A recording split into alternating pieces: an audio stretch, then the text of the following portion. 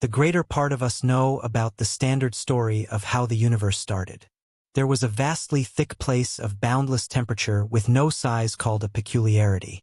This peculiarity detonated, making all the space, energy, and matter that we consider to be our universe in an event called the Big Bang. Between \10 minus 36 seconds and \10 minus 32 seconds, space expanded dramatically, developing a lot bigger in size. After this period, space kept on extending, albeit at a much slower rate, and eventually we see the universe that we notice today.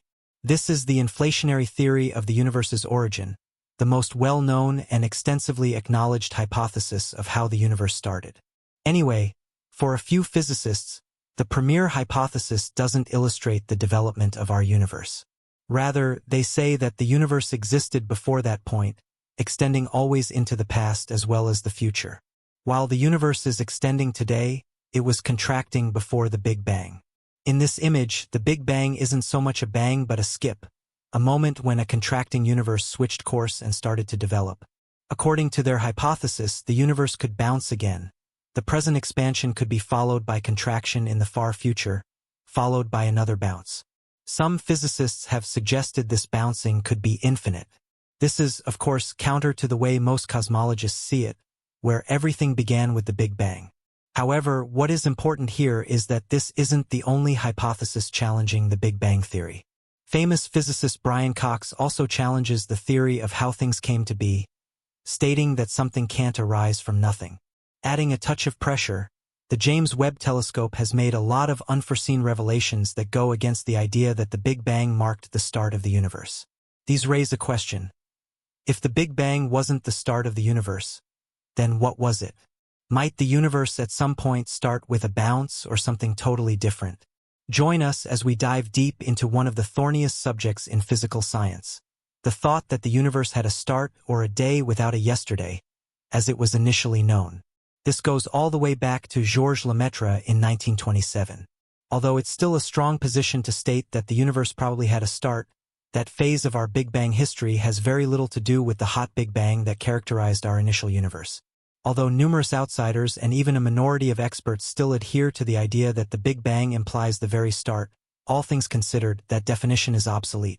The Big Bang now isn't the birth of reality as we know it today in 2023.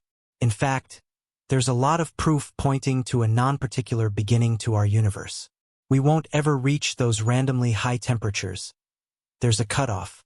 Rather, our universe is best described by an inflationary period that happened preceding the Big Bang, and the Big Bang is the outcome of what happened at the end of expansion. Let's walk through what that looked like. During inflation, the universe was totally empty. No particles, no photons, just void space itself. That void space had an immense amount of energy in it, with the exact amount of energy slightly fluctuating over time by about 1 part in 30,000 on average. As the universe swells, extending in a fast, constant manner, those variances get stretched to larger scales while new small-scale changes are made. At top scales, super-large scales, or top super-horizon scales, this is one of the defining predictive features of cosmic inflation. This goes on as long as inflation continues, but inflation will end randomly and not all at once. In fact, if you lived in an inflating universe, you'd likely experience a nearby region where inflation ended while the space between you and it expanded dramatically. For a brief moment, you might even be able to detect what happens at the beginning of a Big Bang before that region vanished completely from view. In an initially somewhat small region, perhaps no larger than a refined hamster ball, but maybe much bigger, the energy intrinsic to space gets converted into matter and radiation. The conversion process is relatively quick, taking roughly \10 seconds or so, a short amount of time, though not immediate.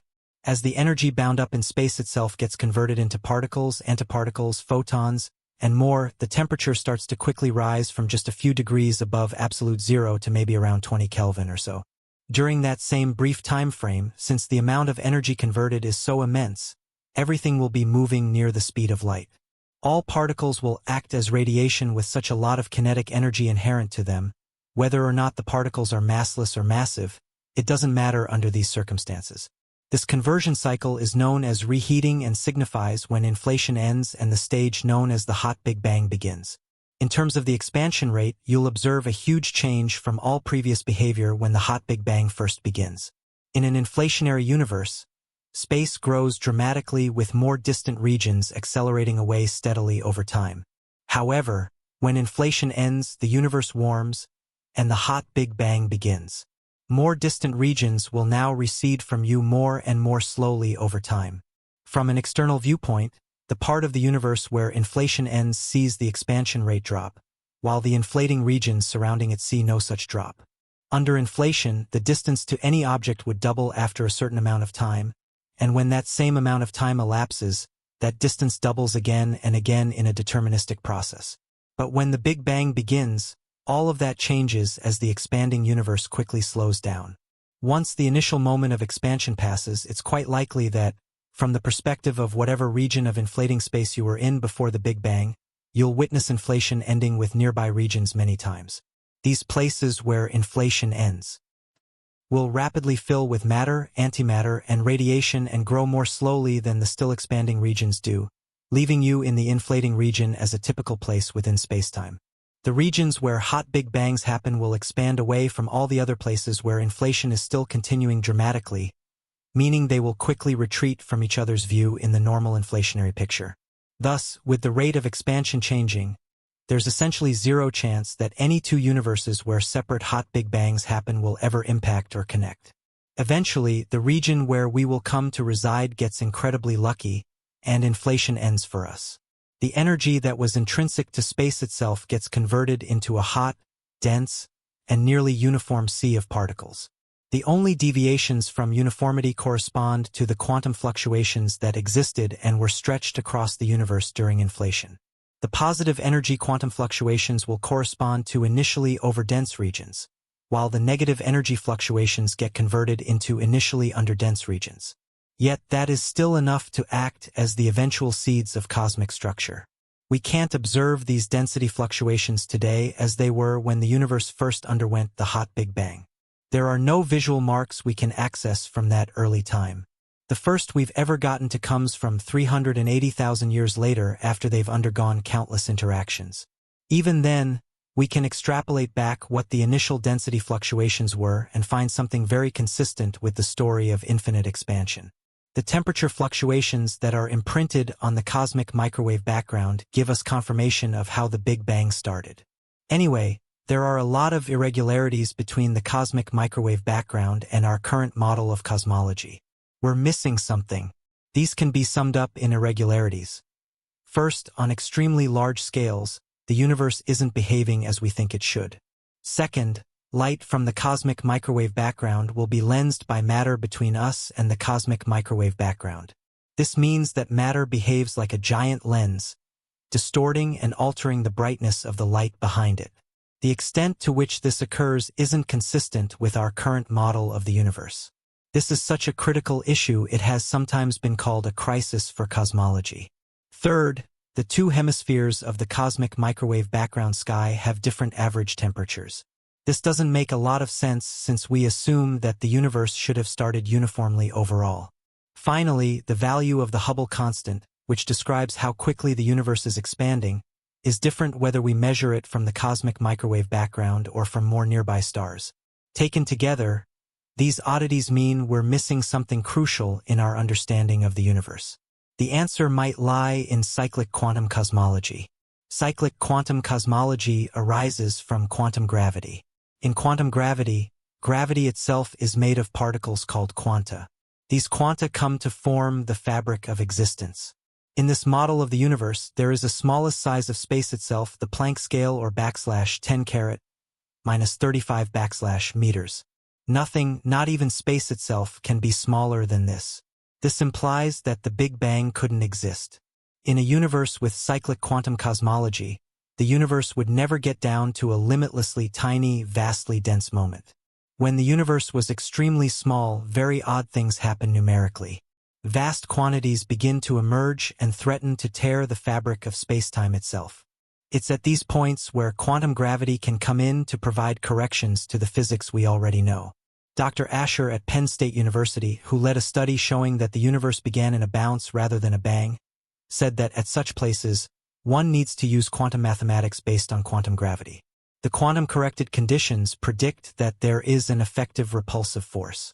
This means that in these regions, when the universe is tiny, the repulsion would result in a bounce. If our universe started in a bounce, that implies there was another universe before us. That universe lived its life, perhaps expanding and eventually contracting again. As all the matter and space-time of this universe came together, it ended in a cataclysmic fireball, and then in a giant bounce our universe was born. Like a phoenix miraculously rising after the old universe, this isn't an entirely new idea. Physicists have considered the possibility of a great bounce for many years. Even further back, cyclic time is present in Hindu cosmology. If cyclic quantum cosmology is the right model of the universe in its early stages, the universe would have had extremely high curvature. To picture this, consider a globe with positive curvature, a sheet of paper with flat curvature, and a saddle with negative curvature. Proof of this would appear in the cosmic microwave background. When you look at the cosmic microwave background, you understand that it isn't uniform. There are small differences in temperature from one point to another. If you plot these temperature differences as a function of scale, you get one of the most useful resources of cosmology: the power spectrum. Proof of the curvature of the early universe would appear in the power spectrum of the cosmic microwave background. Some of these effects would appear on incredibly large scales, larger than the size of the universe. This is a problem since we won't be able to observe it directly. However, fortunately for us, these large scales correspond to smaller sizes, providing us with indirect evidence of this early period of the universe. One of the effects of these interactions is to create the hemispherical anisotropy in our current understanding of the universe. The likelihood that the two hemispheres of the sky would be different is tiny, yet with cyclic quantum cosmology revisions, the likelihood is enhanced. Moreover, the observed anisotropy is no longer odd. This means that cyclic quantum cosmology would provide an explanation for the third anomaly: why the hemispheres of the sky have different average temperatures. Additionally, using the model of the universe that cyclic quantum cosmology provides settles the first two anomalies that we have seen in the cosmic microwave background: odd behavior at large scales and lensing. According to Dr. Parampreet Singh of the National Institute of Technology, this likelihood that cosmic microwave background anomalies are not just statistical flukes but rather effects due to quantum gravity occurring very early in the universe is very exciting. However, how sure are we that the universe began in a major bounce? Like all significant claims, extraordinary evidence is required. The idea that the universe began in the Big Bounce has been proposed several times. We'll have to see if this one sticks. Another issue: our observations are limited, and it might simply be that we are seeing a part of the universe that is unusual. This is a problem called cosmic variance. As Dr. Ware Hockey, a co-author of the paper and professor at Penn State University, said, "It is difficult to confirm with 100% certainty. Cosmic variance represents a challenge, but it's interesting that including these additional possibilities can resolve two issues at the same time: the large-scale power suppression and